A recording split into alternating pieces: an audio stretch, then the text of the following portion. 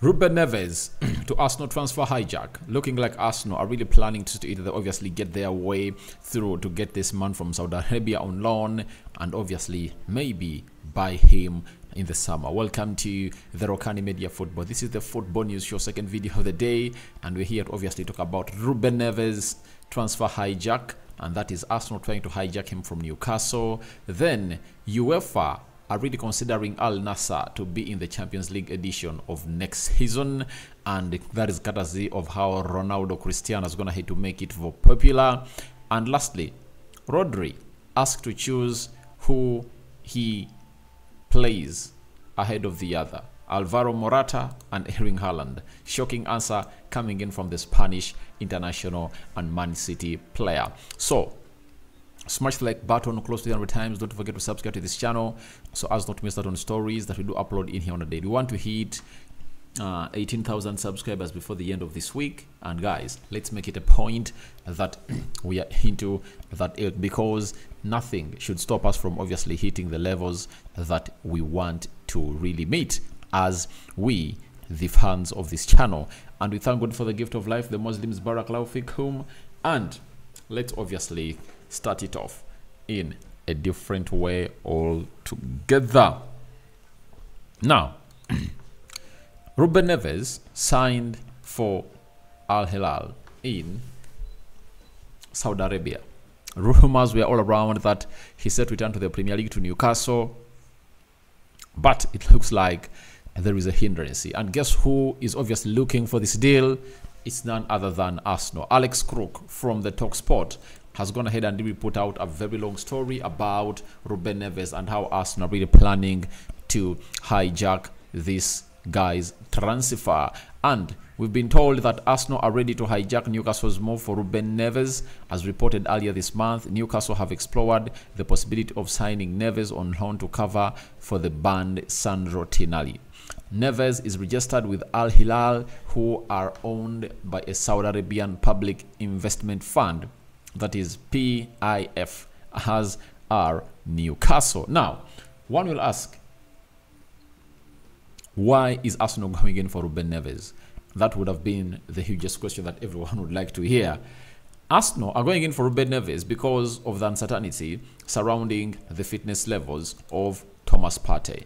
Arsenal are really looking in for a midfielder to bring in through, see to it that obviously come and do the job for Thomas Partey. Thomas Partey is an injury-prone player, and after playing 20 minutes for Arsenal as they played against Man City, from return, I think like of 2 months, he got injured again. As they're preparing to play against Sevilla, he couldn't even make it to the traveling squad in Sevilla. So it was a very big upset and or big setback, and it is rumored he's obviously going to return in January, and in January he'll be going to play in the African Cup of Nations with Ghana.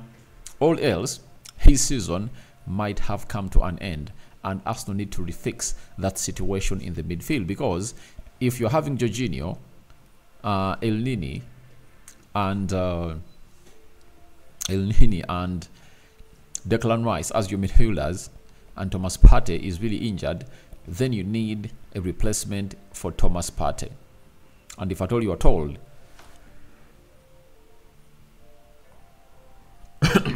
sorry about that, and if at all you're asked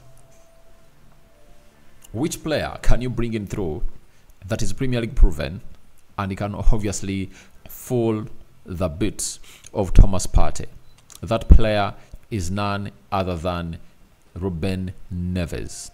That is it. That player is none other than Ruben Neves, and let's all admit it that he's the lad responsible for everything that Arsenal are missing in Thomas Partey. And for Thomas Partey, as I told you, looks like this could be his last season at Arsenal, and where they are right now, they would have gone ahead to be regretting as to why they never went ahead to cash in for that player and maybe getting 35 million pounds and then looking for another midfielder like Fofana. You know, Yusuf Fofana, I think, plays for Rennes, and other midfielders that Arsenal would have gone ahead to get at a cheaper price, because it looks like even if they've gone ahead to keep him, they are not really ready to get the reason they kept him for, because they kept him for to obviously be ready available for the club of Arsenal. So there is a missing pattern in that midfield of Arsenal, and when you look at everything that is happening at Arsenal, everyone would like to see Ruben Neves playing alongside Declan Rice and Odegaard in that midfield three, because Ruben Neves can play as a number 6, he can play as a number 8, so, and he adds a lot to the attack. He's an aggressive player. His intensity is really undoubted, and it's not the first time that Arsenal have shown interest in this player. Let's all admit, this is not the first time Arsenal's gonna hate to obviously show interest in this player. Arsenal wanted to sign him when he was at Wolverhampton Wanderers. Wolverhampton Wanderers, and he was not allowed to move by Wolverhampton. So, not until he almost was left with 1 year on his contract, and the Saudi guys came in through with money, and they put on the table close to 50 million pounds.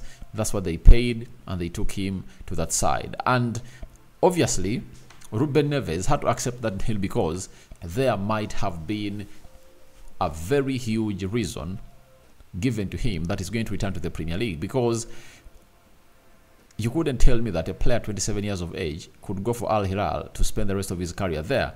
I think there would have been something different that was agreed about in that deal that will see him come back to the Premier League. And remember, it was Barcelona that were supposed to sign the player, and they thought they could get him at as cheap as 30 million euros. And Barcelona couldn't obviously afford that money, and then that team came in through swept in and hijacked the deal. Now, Arsenal is trying to do the same thing, as they want to hijack the deal of Ruben Neves to return to the Premier League. And we all know that Newcastle have been really the frontiers to obviously sign this player. But what is going to hate to happen, that is going to hate to give Arsenal a very huge goal to obviously sign the player. Alex Crook has told us that, however, Premier League clubs are expected to vote next week in favor of a block of clubs loaning players from within their own ownership group. The change in regulations could benefit Arsenal, who have made bolstering their midfield a priority, with Thomas Partey ruled out at least until the new year with an ongoing thigh issue. Arsenal sporting director Edu is known to be a long-time admirer of former Wolves star, that is Ruben Neves. Now, the Premier League teams are set to vote on as to whether a team can go out and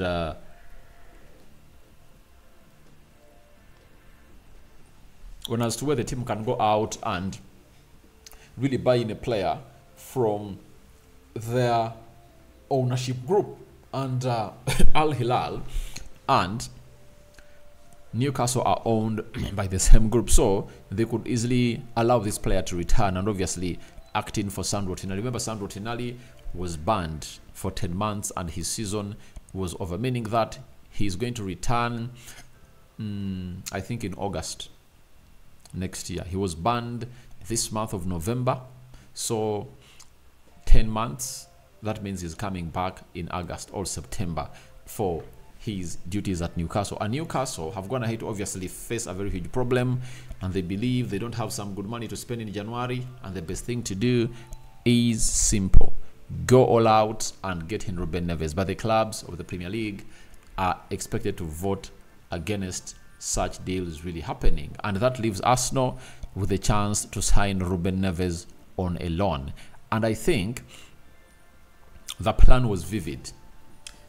Go to Saudi Arabia, then in the January transfer window, you come back to the Newcastle side. I think that was the plan, because they knew that Newcastle would have gone ahead to sign both of them with Sandro Tonali, but they couldn't because of the financial fair play rule. So what they had to do was, let us take this guy to Saudi Arabia and then bring him on loan, because in January it would have gone ahead to obviously be possible to loan this man to them. But it is obviously one of those moments that might not happen. But for Arsenal, if they get Ruben Neves, trust me, they'll have gone ahead to build a juggernaut in the middle of the park of their pitch, because these two, Ruben Neves and Declan Rice, will be just too solid, and their work ethic levels are really high that no one can stop them. Let's go to Saudi Arabia a little bit and the UEFA is having this dream. UEFA are reportedly considering inviting Saudi Arabia, Al Nasser, to the 2024-2025 edition of the Champions League, as it's considered one of the three important clubs in the world. Three most popular clubs in the world.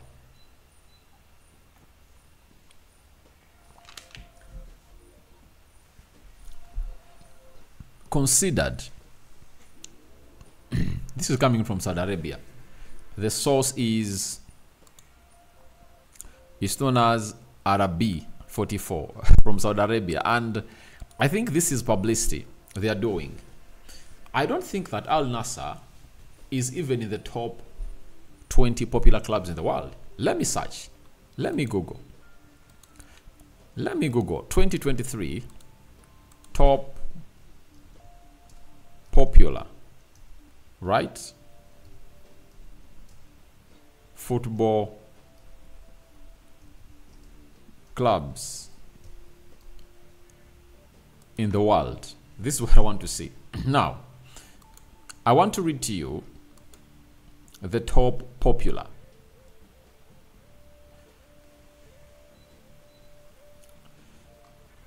Shit, I want in the world. So, in the world, we are having the top 12. Hear me out.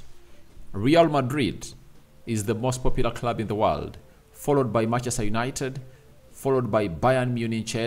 Barcelona is 4th, Ajax comes 5th and Santos, Juventus comes 7th, Panarel comes 8th, then AC Milan, Flamengo and River Plate, they are 9th. Arsenal, Benfica and Boca Juniors are really 12th, plus Botafogo, Independiente, Inter Milan, Liverpool. Now, where is Al Nasser? That's why I've told you at the beginning of this story that this is a story that obviously shows you what this story is all about. It's all about promoting their league, trying to elevate it and inflate it where it's not. And for them to be included, it's really possible. They can do it. They can do it. And it can be a move made by the Saudi Arabian side, and obviously even offer some money to UEFA to obviously include their team, to obviously play there. And it might be one of the clauses that went ahead to convince Ronaldo to go that side, that there's going to be a chance for you to play in the Champions League again. That is possible. So let's wait and see how that really pans out. But I don't find it competitive, because however much Al Nasser has some good players with it, that does not guarantee them to obviously come in through and really play a very big role into the league that is known as the Champions League, the elite #1 club competition in the world. So let's wait and see what's going to happen, but I don't really see it happening, though you'll never say never in the game of football. Now, Rodri has been asked to choose between Alvaro Morata and Erling Haaland. He said, obviously Morata, the truth is that I'm very lucky to play with them.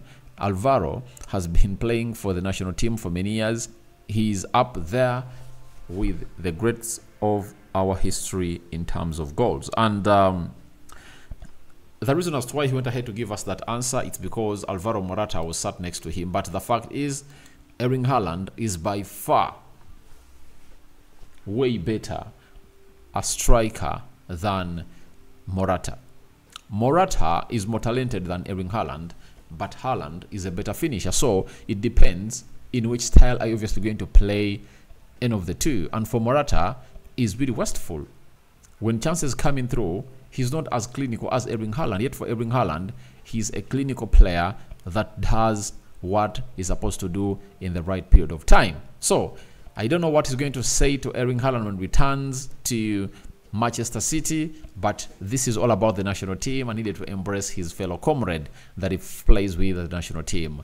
Tell us your thoughts about Ruben Neves to Arsenal transfer hijack in the comment section below. What do you make about Ronaldo's Al Nasser to be considered for the Champions League of 2024-2025?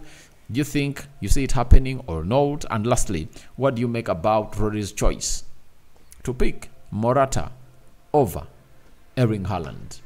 May the living to God bless you abundantly. The Muslims, Barakallahu Fikum. We sign out for now. See you later in a Giffy.